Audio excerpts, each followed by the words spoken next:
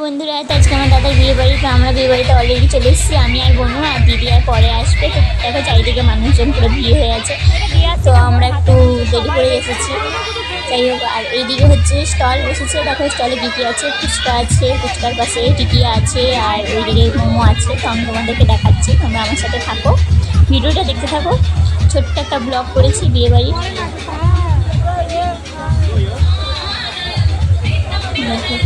এখানে হচ্ছে পনির টিক্কা বসেছে, চিকেন স্টিক বসেছে, চিকেন স্টিক টোটালি শেষ। আর এইদিকে আছে মোমো, মোমো দেওয়া হচ্ছে। আর কফিও আছে, সবাই কফিও খাচ্ছে।